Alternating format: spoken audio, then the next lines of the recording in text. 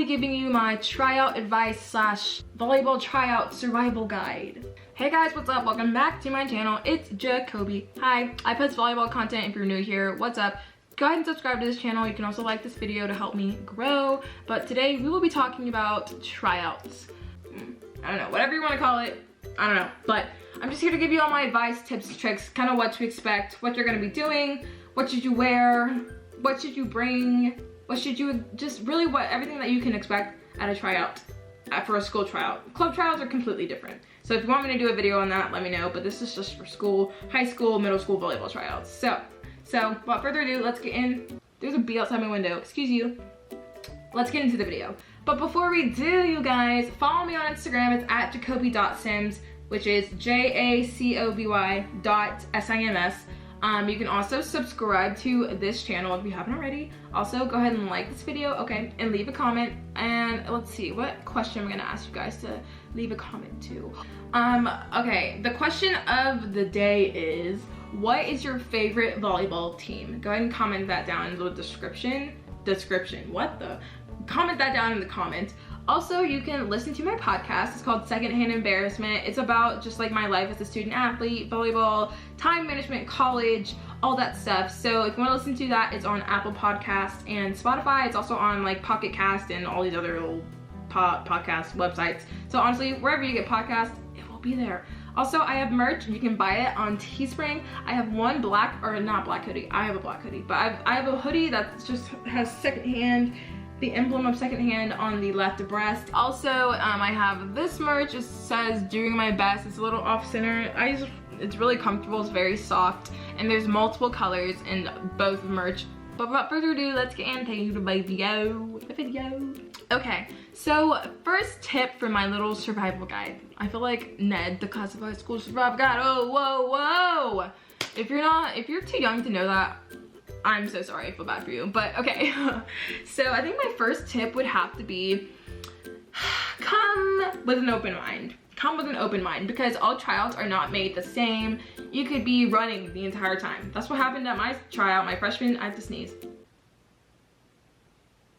Okay, no I don't. What happened my freshman year of high school, I tried out, we ran the entire time. Like, we just ran. And that way he could just weed out who was like really there to play and who wasn't. So a lot of girls just quit after the first day. They're like, meh, I don't want to do it. But if you got through it, you were fine. So you just come with an open mind. Don't come in thinking like, yep, I'm gonna be a setter. That's it. I'm not doing anything else. Because the coach might have different plans for you. So you just have to be kind of adaptive, you know, just kind of be fluid in what you're doing and just come in with an open mind and an open heart and be ready to work. Next, I would just say come in with a good attitude. That kind of ties in with an open mind, but don't come in just being like, I don't want to be here, or ugh, or just like complain about everything, or like just be rude, kind of. Don't do that. Coaches don't like that. No one likes that, to be honest, but I just, you know, just don't be that person. There's always that girl that is at our camps or is at tryouts, and they just don't want to be there. Like, their parents force them to be there, and I feel bad for them. I'm like, you don't want to be here, do you? And they're like, nope. I'm like, hey, okay. But just like, if you're actually want to be there but you're not showing it, don't do that. Just be like, yeah, I'm so excited, I'm here to work. Just don't be like a Debbie Downer. No one likes a Debbie Downer. Next, I would say is to bring water.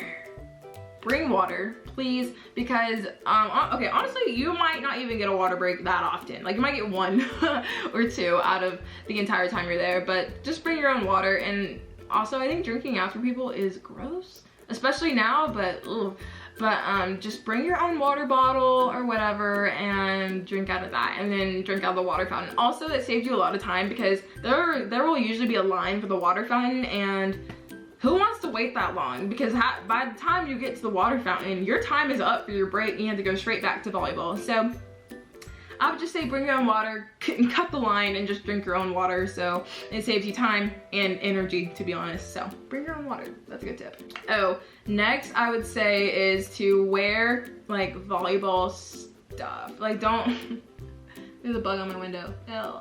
Like, don't show up in like sweatpants and like a hoodie. That's not, I mean, don't play in that. Like, you can show up in that, that's fine, but don't expect to try out in that, because first of all, you're gonna have a heat stroke. 1. 2, that's just not really showing that you're like into volleyball, because what are you wearing? Like, you should know that you should be wearing an athletic top, like either like a tank top or a t-shirt. You should be wearing spandex or shorts, whatever you're more comfortable with. You should be wearing knee pads and some kind of tennis shoe or volleyball shoe. You don't have to have the best things, but I'm sure you have some kind of athletic wear that you can wear. I'm sure you have a t-shirt, a random t-shirt, it doesn't matter what it is. I'm sure you have some shorts, hopefully, and then a t-shirt and socks and knee pads. You need knee pads. I mean, you don't have to come to tryouts with knee pads, but it's a good idea too, because first of all, who wants to get bruised up knees? That hurts a lot, and you don't want to get a little scraped up and also, like, coaches kind of notice, like, wear your knee pads, and if you're like, oh, I forgot them, that's not a good look. But if you just like can't afford them, you can't buy them, that's fine. But if you have them and you just don't bring them and you just forget, like, oh yeah, I just didn't want to wear them, not a good look. Not a good look, I'm telling you. Also, if you like, this is actually kind of funny when this happens. Like, if you have your knee pads on, I did this all the time. I used to, I was so bad at it. I would just keep my knee pads around my ankles. Like, I wouldn't even pull them up. My coach used to get so mad. He was like, pull your knee pads up. And I was like, sorry, I just kicked you. And I was like, okay, like, calm down. But yeah, don't just, it just comes off a certain way. It makes you look a little like unkempt, a little like not put together, not really wanting to be there. So just pull your knee pads up and don't get yelled at like I did. That was not fun.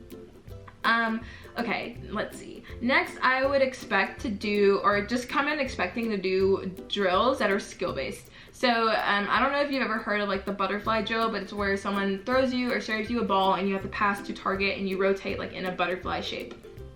So I would expect to do those kind of drills, like super basic drills, to where it really kind of showcases your skill, because obviously that's what coaches are looking for, is like who has the basic skills down and who has maybe room to improve but they still have potential, like stuff like that. So if you like come in thinking that you're just gonna do one thing, you're wrong. Like if you think like you're just gonna come in and do hitting lines, that's not how it's gonna go. You might pass the entire time, to be honest. I've done that before. After we got done running, we're like, okay, we're just gonna pass the entire time. I'm like, great.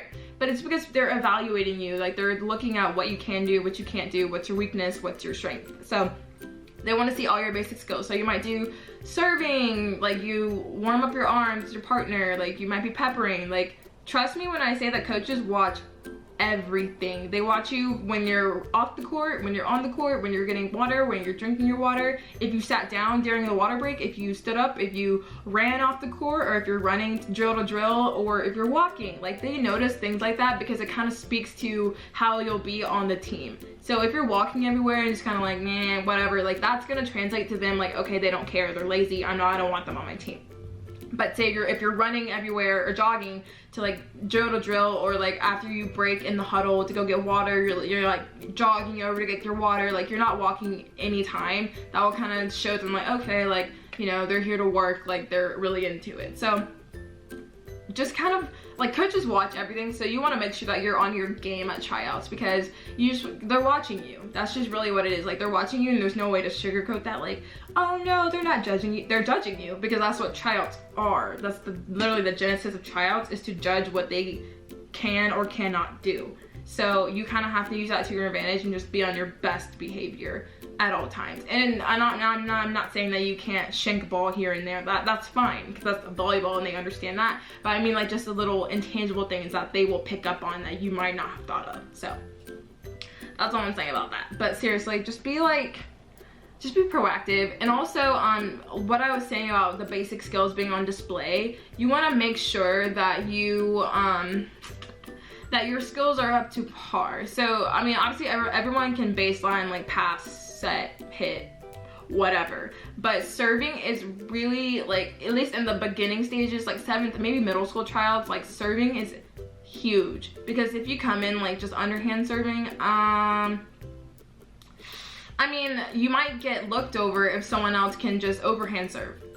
I'm just saying. And that's why I don't even teach like underhand serving, because it's detrimental. There's not really a point, because you're not gonna use that going forward. So why would I even teach you that? Like when I was coaching, my 11-1 team, a club team, I did not teach underhand serving because there's no value to it, there's no point. So I taught all my girls 9, 10, 11 years old to serve overhand. So really it's just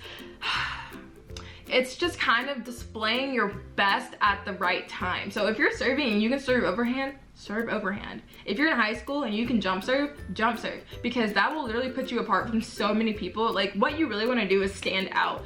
And I'm not talking about being like the loudest person or the most obnoxious person or the person who's cheering the loudest. What speaks volumes is your skill and your intangibles and your attitude. So if you're jump serving in high school and everyone else is not, you're gonna stand out. So that's all I gotta say about that. But that's it for this video, you guys. I really hope you like these tips. Once again, if you have any questions, let me freaking know. But that's it, guys. Subscribe, like this video, and I'll see you in my next one. Bye, peace.